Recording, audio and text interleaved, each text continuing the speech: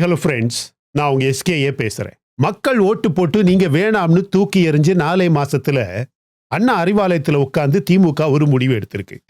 என்னன்னு, நாங்க நிரந்தரம் அப்படின்னு.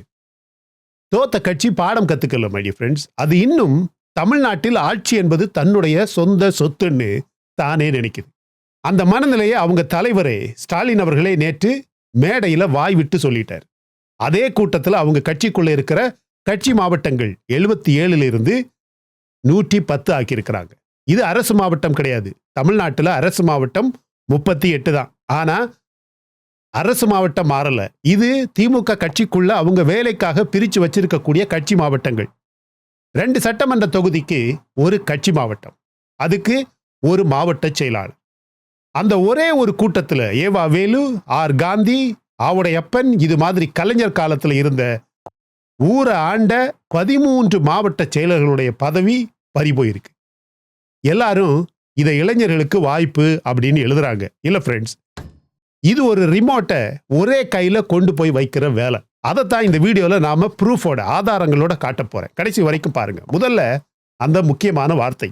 ஒரு கட்சி தோத்ததுக்கு அப்புறம் நாங்க நிரந்தரம்னு சொல்லுதுன்னா அதனுடைய அர்த்தம் ஒன்னே ஒண்ணுதான், மக்கள் தப்பு பண்ணிட்டாங்க, நாங்க எல்லாமே சரியாதான் பண்ணோம். ஸ்டாலின் அவர்கள் நேற்று மேடையில் சொன்னதை நான் அப்படியே சொல்றேன். நாமெல்லாம் நிரந்தரம். நாம போர் அடிக்குதுன்னு சொல்லி அரசியலுக்கு வந்தவங்க இல்ல, போராட வந்தவங்க. என்ன சொன்னார் தெரியுமா? நாம் நிரந்தரம். நாம போர் அடிக்கிறதுனால அரசியலுக்கு வந்தவங்க இல்ல, போராட வந்தவர்கள். இப்ப புரியுதா ஃப்ரெண்ட்ஸ்? இவங்க தமிழ் மக்களுக்கு என்ன சொல்றாங்கன்னு உங்களுக்கு புரியுதா? நீங்க இந்த தடவை தப்பா ஓட்டு போட்டுட்டீங்க, அடுத்த தடவை திருந்தி எங்களுக்கே போடுவீங்க, ஏன்னா ஆட்சி எங்களுக்கு சொந்தம். ஒரு சாதாரண ஆள் கையில் இருக்கிற ஒரே ஒரு அதிகாரம் 5 வருஷத்துக்கு ஒரு தடவை நீ போன்னு சொல்றது தான், நீ எங்களுக்கு வேண்டாம் அப்படின்னு சொல்றது தான், எங்களுக்கு பிடித்த தலைவரை நாங்க எடுப்போம் அப்படின்னு சொல்றது தான். அந்த அதிகாரத்தையே, தனி மனிதனுடைய அந்த அதிகாரத்தையே இவங்க மதிக்கல. இதே மாதிரியான ஒரு திமிர் போக்கு தான் 1967 வரைக்கும் தமிழ்நாட்டில் காங்கிரஸ் கட்சிக்கும் இருந்துச்சு, மொத்த இந்தியாவிலேயே காங்கிரஸ் கட்சிக்கு இருந்துச்சு. 20 வருஷம் ஆண்ட பிறகு நாங்க தான் எப்பவுமே அப்படின்னு நினைச்சாங்க. அந்த திமிரை உடைச்சது தான் தமிழ்நாட்டில் அண்ணா அவர்கள் ஆட்சிக்கு வந்தது. அதாவது திமுக பிறந்ததே யாரும் நிரந்தரம் இல்லை அப்படின்னு சொல்லித்தான். அந்த கட்சி இன்னைக்கு அதே காங்கிரஸ் பாஷையில தமிழ்நாட்டில் பேசுது. இப்ப நான் உங்ககிட்ட கேள்வி கேட்கிறேன். தன்னுடைய சொந்த வரலாற்றையே, கட்சி தொடங்கப்பட்டதன் வரலாற்றையே மறந்த ஒரு கட்சிக்கு மக்கள் ஏன் திரும்ப ஓட்டு போடணும்? நீங்க சொல்லுங்க.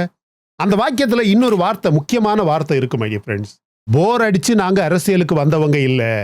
யார சொல்றாருன்னு அங்க உட்கார்ந்து இருந்த 864 பேருக்கும் தெரியும். சினிமால இருந்து வந்த ஒருத்தரை பற்றி தான் அவர் பேசுறாரு. பேச்சோட கடைசியில அதை நேரடியாகவே சொல்றாரு. சட்டப்பேரவைய சினிமா செட்டை நினைச்சுக்கிட்டு பஞ்ச் டயலாக் பேசி கொண்டிருக்கிறார்கள். நம்ம கொண்டு வந்த எல்லா திட்டங்களுக்கும் பேர் மாத்திரத்துல பிஸியா இருக்காரு.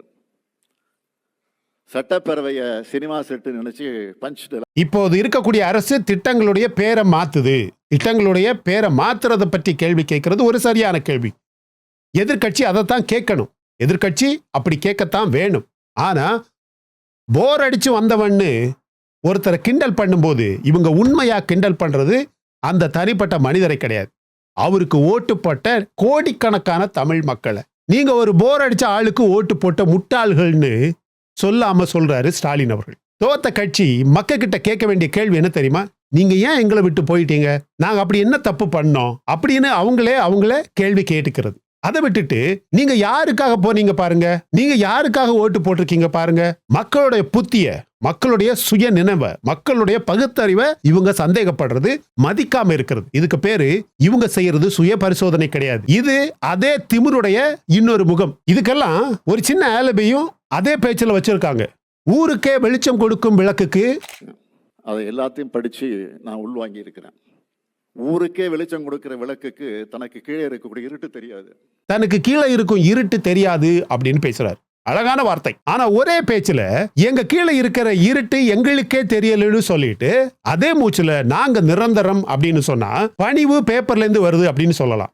திமிரு மனசுல இருந்து வந்ததுன்னு புரிஞ்சுக்கிற அளவுக்கு பெரிய அறிவெல்லாம் தேவை கிடையாது மை டியர் ஃப்ரெண்ட்ஸ். இப்ப இவர் சொன்ன இரண்டாவது வார்த்தை, இது என்ன உண்மையாகவே கோபப்படுத்தின ஒரு வார்த்தை அப்படின்னு சொல்லலாம். பெரியார் பேரை சொல்லி 75 வருடம் வளர்ந்த கட்சி இன்னைக்கு தன்னுடைய தொண்டர்களை பார்த்து நீங்க எங்களை கும்பிடுறது இல்ல அப்படின்னு வருத்தப்படுற. ஸ்டாலின் சொன்னது அப்படியே சொல்றேன். கட்சிக்காரங்களை பார்த்தா மலர்றது இல்லை, எதிர்கட்சிகளை பார்த்தா வணங்குகிற கை நம்ம கட்சிக்காரர்களை பார்த்தா வணங்குறது இல்லை. எதிர்கட்சிக்காரர்களை பார்த்தால் வணங்கும் கை நம் கட்சிக்காரர்களை பார்த்தால் வணங்குவதில்லை. அதாவது நம்ம கட்சிக்காரங்க எதிர்கட்சி ஆளுங்களை பார்த்தா கையெடுத்து கும்பிடுறாங்க, ஆனா நம்ம கட்சி ஆளுங்களை பார்த்தா கும்பிடுறது இல்ல அப்படின்னு கம்ப்ளைண்ட். 8 கோடி மக்கள், தமிழ் மக்கள் பார்க்கிற அளவுக்கு ஒரு தலைவர் கும்பிடுறத பற்றி பேசுறார். யோ, இப்படியெல்லாம் கும்பிடக்கூடாது, அந்த கலாச்சாரத்தை அழிக்கணும்னு தானே நாங்க ஒரு மாற்றத்தையே விரும்பணும். இப்ப நீ அதையே குறிப்பாக பேசி பல கோடி மக்கள் பார்க்கக்கூடிய ஒரு தலைவர் அப்படிங்கிற ஸ்தானத்துல இருந்துட்டு என்னையா பேச்சு பேசுற? ஃப்ரெண்ட்ஸ், யாரையும் வணங்காதே, யார் காலிலையும் விழாதே, கடவுளையே வணங்காதே, உனக்கு சுயமரியாதை இருக்கணும்னு மேடையா பேசின கட்சியுடைய தலைவர் தன்னுடைய ஆளுங்க கிட்ட, தன்னுடைய சொந்த கட்சி மக்கள் கிட்ட, தொண்டர்கள் கிட்ட கும்பிடுங்க அப்படின்னு கேட்கிறார். இதை விட அசிங்கமான அரசியல், இதை விட அசிங்கமான ஒரு தலைவர் தமிழ்நாட்டில் இனிமே பிறக்க முடியாது. அவர் சொல்ல வந்தது மரியாதை கொடுக்கணும் அப்படிங்கறத மழுப்பி பூசி பேச வந்தாரு. ஆனா தமிழ்ல மரியாதை அப்படின்னு ஒரு வார்த்தை இருக்கு, மதிப்பு அப்படின்னு ஒரு வார்த்தை இருக்கு. அதை விட்டுட்டு அவர் பேசினது வணங்குவது அப்படிங்கிற ஒரு வாய்ஸ்ல வந்து விழுந்துச்சு மை டியர் ஃப்ரெண்ட்ஸ். ஒரு ஆள் யோசிக்காம பேசும்போது தானா வர்ற வார்த்தைகள் தான் அவன் உள்ளுக்குள்ள நினைக்கிறத காட்டக்கூடிய வார்த்தைகள். இப்ப புரியுதா? இவங்க கட்சிக்குள்ள எந்த மாதிரியான ஒரு ஸ்ட்ரக்சர் இருக்கு அப்படின்னு புரியுதா? மேல இருக்கிறவன் கும்பிடப்படுறவன், கீழே இருக்கிறவன் கும்பிடுறவன். மேடையில இவங்க பேசக்கூடியது சுயமரியாதை, ஆனா உண்மையிலேயே கட்சிக்குள்ள இருக்கக்கூடியது அடிமைத்தனம். இந்த கும்பிடுற கல்ச்சர் தான் இவங்களை தோக்க வச்சுச்சு மை டியர் ஃப்ரெண்ட்ஸ்.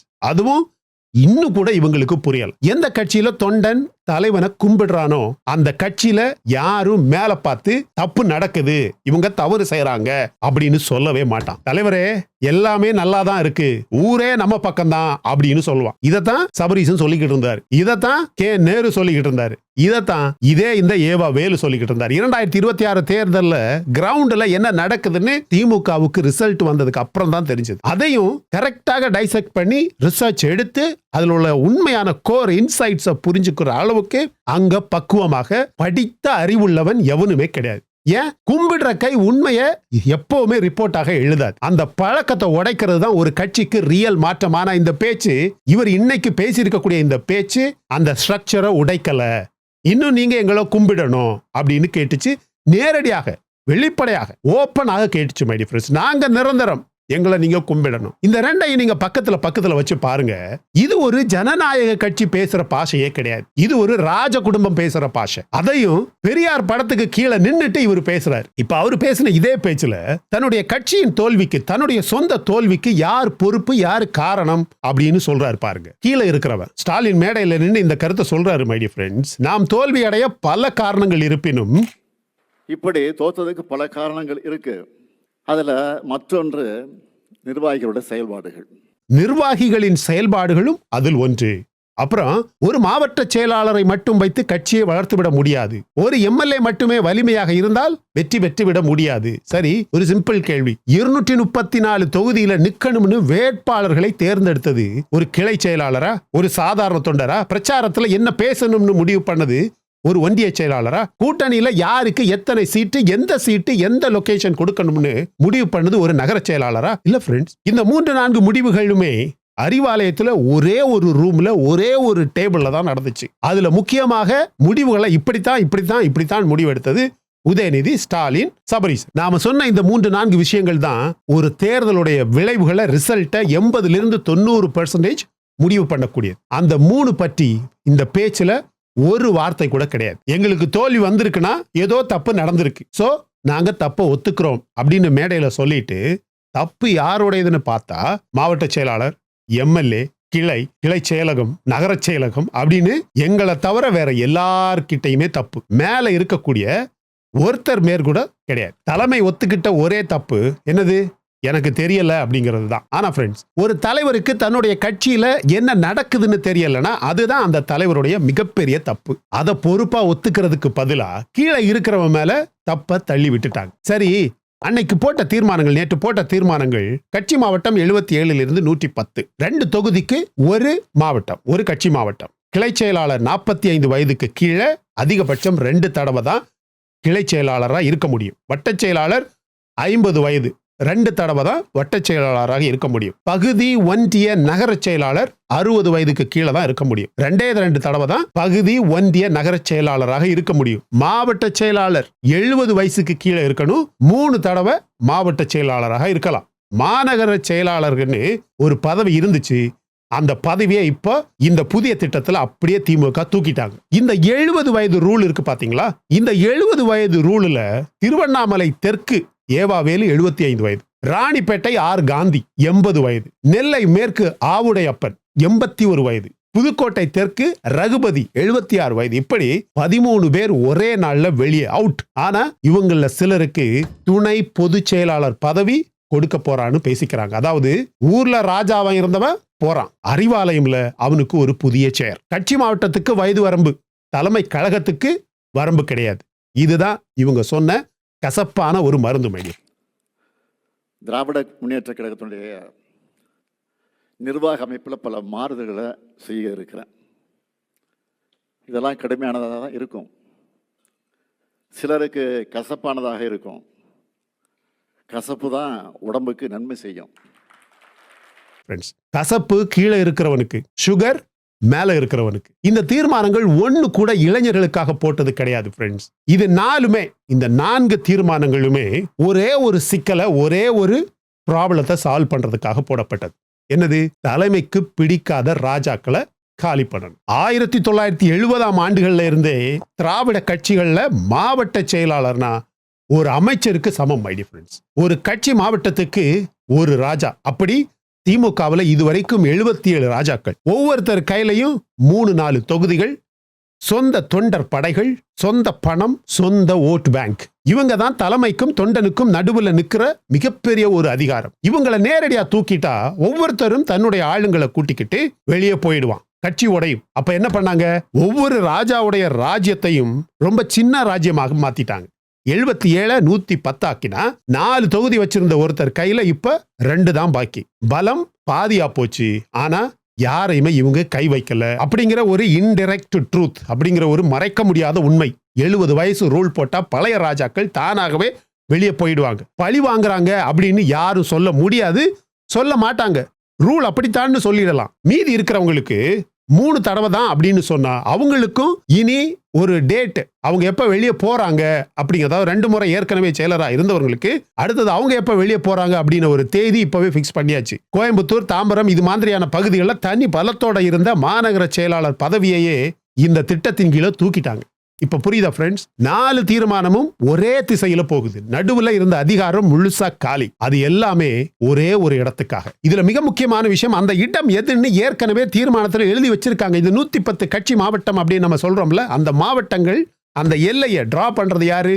கட்சி தலைவர், ஒரே ஒரு ஆள். அவர் அறிவிச்சதும் 15 நாட்களுக்குள்ள ஒவ்வொரு மாவட்டமும் அந்த மாவட்டத்துக்குள்ளேயே கூடி கீழே இருக்கிற அமைப்புகளை பிரிக்கணும். இப்ப யோசிங்க, ஒரு ராஜாவுடைய ஸ்ட்ராங் பகுதியை நடுவுல வெட்டி 2 மாவட்டமாக பிரிச்சா அவர் முடிஞ்சார். விசுவாசமான ஒருத்தருடைய பகுதியை அப்படியே விட்டுட்டா அவர் வளர்ந்துருவார். யாரையும் நீக்க வேணாம், கடிதம் அனுப்ப வேணாம், மேப்லயே எல்லாத்தையும் பண்ணிடலாம். அந்த பார்டர் இருக்கு பாத்தீங்களா, அந்த எல்லை நடுவுல ஒரு கோடு போடுறாங்க பாத்தீங்களா, அதுதான் இவர்களுடைய ஆயுதம். அதாவது உட்கட்சி தேர்தல் நடத்துவோம், சமூகங்களுக்கு அதிகமான எண்ணிக்கையிலே பொறுப்புகளை வழங்க போறோம். புதிய உறுப்பினர் சேர்க்கையை தொடங்கணும். உறுப்பினர் சேர்க்கை நேர்மையானதா அமையணும், உண்மையானதா அமையணும், போலி எண்ணிக்கையா இருக்கக்கூடாது. உறுப்பினர் சேர்க்கைக்கு பிறகு தேர்தலை முறையாக நடத்துவோம். தகுதி வாய்ந்த புதிய நிர்வாகிகள் வெற்றி பெற்று வருவார்கள்.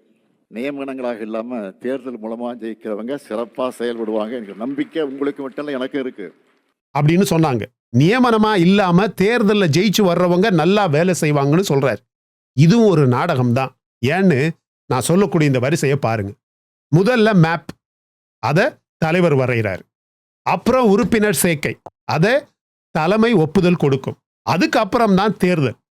இங்க பாருங்க, மேப்பையும் நானே போட்டு, ஓட்டு யார் போடலாங்கிற லிஸ்டையும் நான் போட்டு, அப்படி ஒருத்தர் முடிவு பண்ணிக்கிட்டு அப்புறம் சுதந்திரமான தேர்தல்னு சொன்னா யார் ஜெயிப்பாங்கன்னு இப்பவே சொல்லிட முடியுமா? இல்லையா? இதுல இன்னொரு கொடுமை என்ன இருக்குன்னு பாருங்க. அதே பேச்சுல கலைஞருடைய வார்த்தையை இவர் கோட். இந்த கருணாநிதியினுடைய வாழ்வு முடிந்தாலும் திராவிட முன்னேற்ற கழகத்தினுடைய வாழ்வு முடியாது. அதன் அமைப்பு முறை காப்பாற்றும். இதுதான் தலைவர் கலைஞர் குறிப்பிட்டது. கருணாநிதியின் வாழ்வு முடிந்தாலும் கழகத்தின் வாழ்வு முடியாது இதே இவர் இன்னொரு பேச்சுல கருணாநிதியின் வாழ்வு முடியலைன்னு சொல்லுவார். இங்க பாருங்க, கருணாநிதியின் வாழ்வு முடிந்தாலும் கழகத்தின் வாழ்வு முடியாது, அதன் அமைப்பு முறை காப்பாற்றும் அப்படின்னு சொல்றாரு. கட்சியை ஒரு ஆள் இல்ல, அமைப்பு முறைதான் காப்பாற்றும் அப்படின்னு சொல்லிட்டு அந்த அமைப்பு முறையுடைய முழு மேப்பையும் ஒரு ஆள் தனியா வரைகிறார். கலைஞருடைய பேரை சொல்லிக்கிட்டே கலைஞர் சொன்னதுக்கு எதிராக பண்றது எப்படி நியாயமாகும்?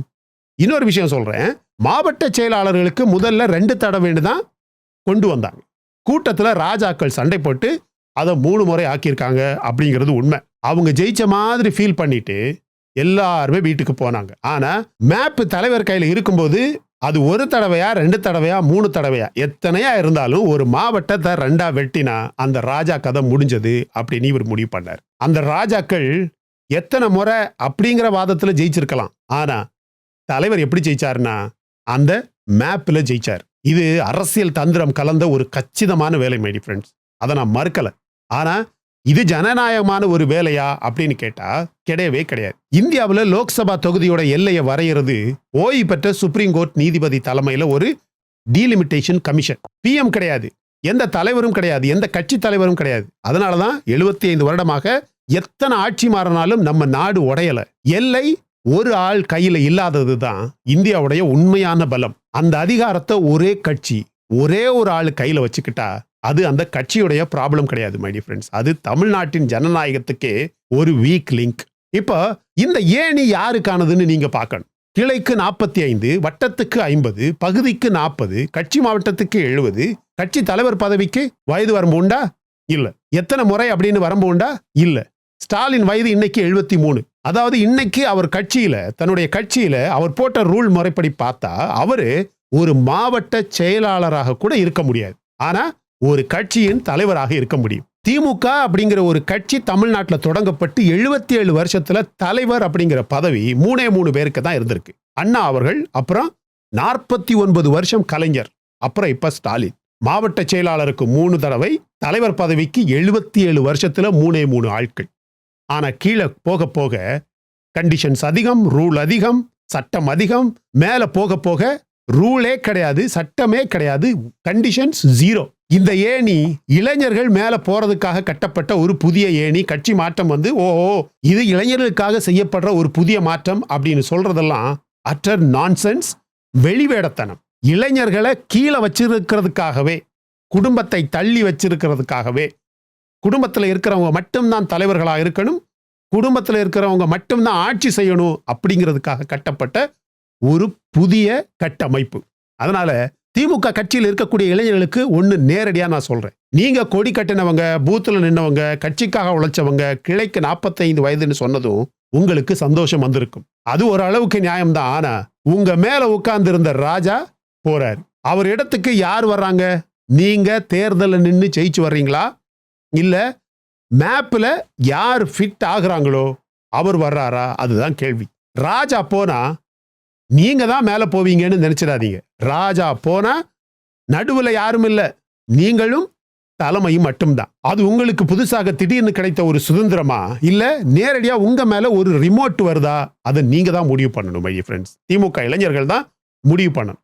நான் ஒரு கணிப்பு சொல்றேன், 2ஐயும் நான் இப்பவே இந்த ரெக்கார்ட்ல வைக்கிறேன். முதல் கணிப்பு, இன்னும் ஒரு சில வாரங்கள்ல ஸ்டாலின் இந்த 110 கட்சி மாவட்டங்களுடைய லிஸ்ட்டை கண்டிப்பாக அறிவிப்பார். அந்த லிஸ்ட்ல ஒவ்வொரு மாவட்டத்திலையும் எந்தெந்த தொகுதி சேருதுன்னு சொல்லுவார். அந்த லிஸ்ட்டை நீங்க தெளிவாக பாருங்க. தலைமைக்கு பிடிக்காதவங்கன்னு பெயர் போன பழைய மாவட்ட செயலாளர்களுடைய ஸ்ட்ராங் பகுதிகள் நடுவுல வெட்டி 2 மாவட்டமா போயிருக்கும். அதே நேரத்துல தலைமைக்கு ரொம்ப நெருக்கமானவங்களுடைய பகுதிகள் அப்படியே ஒரே மாவட்டமாக இருக்கும். இது என்னுடைய ப்ரெடிக்ஷன். அது நடந்தா இன்னைக்கு நான் சொன்ன இந்த மேப்பே, இவங்களுடைய வரைபடம் தான் இவங்களுடைய ஆயுதம் அப்படிங்கிறது ப்ரூஃப் ஆயிடும். அந்த லிஸ்ட் வந்த அன்னைக்கே நான் ஒவ்வொரு மாவட்டமா எடுத்து யார் வெட்டப்பட்டிருக்காங்க, யார் தப்பிச்சாங்கன்னு உங்களுக்கு காட்டுவேன்.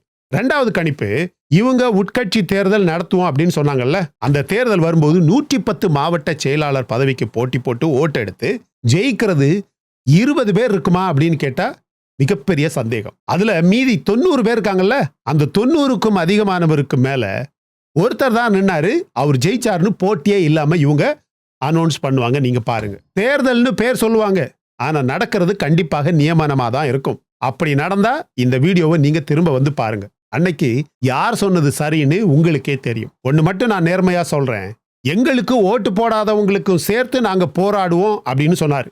அது எதிர்க்கட்சியோட வேலை. தாவேக அரசுக்கு கேள்வி கேட்க ஒரு பலமான எதிர்க்கட்சி தமிழ்நாட்டுக்கு கண்டிப்பாக வேணும். அதே வேலையை பண்ணுனா நாம இந்த கட்சிக்கு தொடர்ந்து பாராட்டும் கிரெடிட்டும் கொடுப்போம். ஆனா கட்சிக்குள்ள ஒரே ஒரு ரிமோட்டை வச்சுக்கிட்டு வெளிய ஜனநாயகம் பேசினா சாதாரண நடுநிலையான ஓட்டர் இருக்கான் பாத்தீங்களா, அவன் தொடர்ந்து கவனிப்பான். அவன் தான் 2026 கவனிச்சான். கடைசியா ஒரு விஷயம் சொல்றேன். எகிப்து பாலைவனத்துல ஒரு பெரிய ஸ்டாச்சுடைய சிலையுடைய 2 கால் மட்டும் நிக்குது. தலை உடைஞ்சு பக்கத்துல மணல்ல புதைஞ்சு கிடக்குது. அதுக்கு கீழே ஒரு வாசகம் எழுதி இருக்கு, நான் ராஜாதி ராஜா, என் சாதனைகளை பார்த்து நீ நடுங்கு, ஏன்னா நான் என்னைக்குமே நிரந்தரம். சுத்தி பார்த்தா வெறும் மணல். அந்த ராஜாவும் அன்னைக்கு நான் நிரந்தரம் அப்படின்னு திரும்ப திரும்ப திரும்ப சொல்லி எழுத வச்சான். ஃப்ரெண்ட்ஸ், ரிமோட் எவ்வளவு டைட்டா இருந்தாலும் மணல் யாருக்கும் சொந்தம் கிடையாது. நிரந்தரம்னு இருக்கிறது மக்கள் மட்டும்தான், ஓட்டு மட்டும்தான். கட்சி வச்சிருக்கக்கூடிய மேப் கிடையாது, தலைவர் வச்சிருக்கக்கூடிய ரிமோட் கிடையாது. தலைவரே நிரந்தரம் கிடையாது. மக்கள் நினைச்சா எந்த மாற்றத்தையும் எப்படி வேணும்னாலும் எப்ப வேணும்னாலும் மாற்றலாம். இந்த வீடியோ பிடிச்சிருந்தா லைக் பண்ணுங்க.